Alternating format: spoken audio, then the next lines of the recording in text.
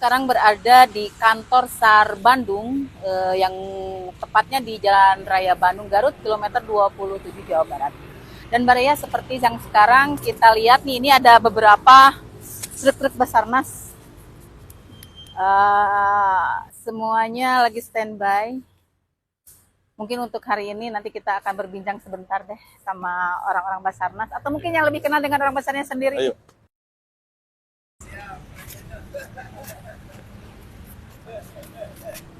Selamat siang. Dari Trimekar, Pak. Oh, yes. Ya. Aduh, kenalin saya Rani, Pak, dari Ya. Radio Trimekar. Trimekar ya? Ya, Okay. bareng dengan Sumedang Online. Kebetulan sekarang kan banyak sekali nih kejadian-kejadian yang mungkin kemarin dari kebakaran, seperti Yes. itu. Untuk antisipasi, bahkan kemarin juga turun ya, kalau nggak salah, sama Pak Ketua dari BPBD Sumedang Iya. mengenai water treatment itu. Betul, ya. Kami bangga sekali dan terima kasih untuk bantuannya untuk Sami-sami. masyarakat. Ya, Tapi ini di alhamdulillah. sini ada mobil nih.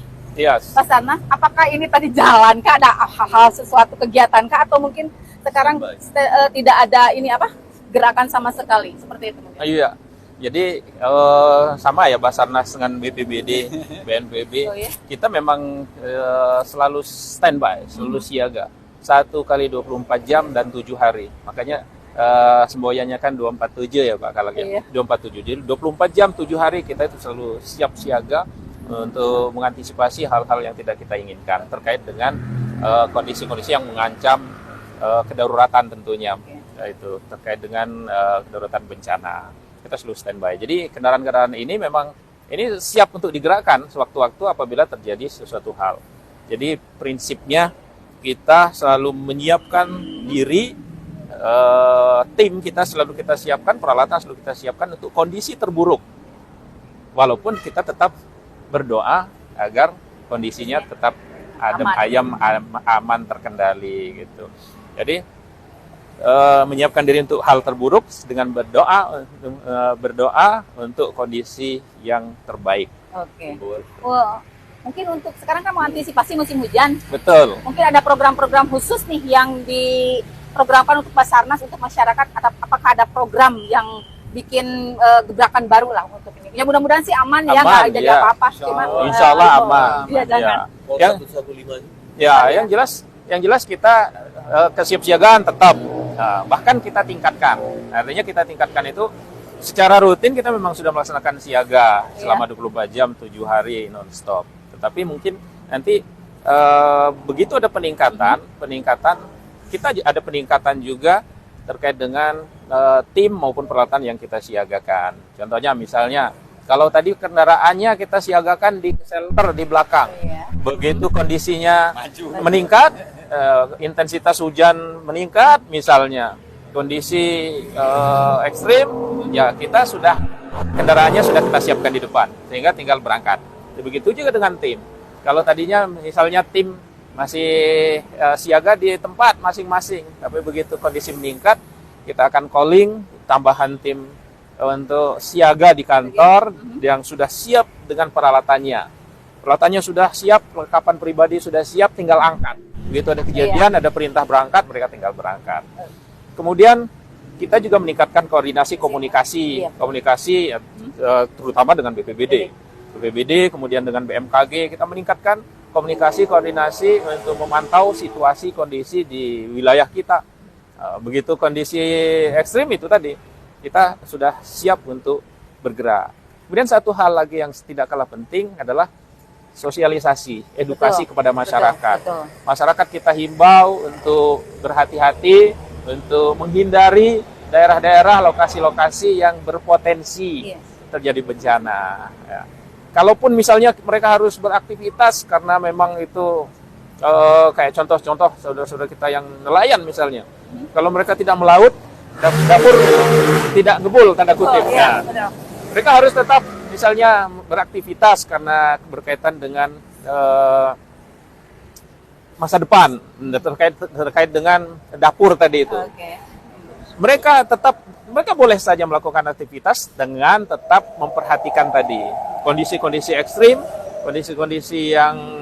kondisi gelombang misalnya yang sangat tidak aman, ya harus mereka hindari. Kalaupun mereka harus beraktivitas tadi, jangan lupa APD, Iya, alat apa? pelindung diri, pelampung misalnya, kemudian kondisi kapal atau perahu yang betul-betul layak untuk dioperasionalkan.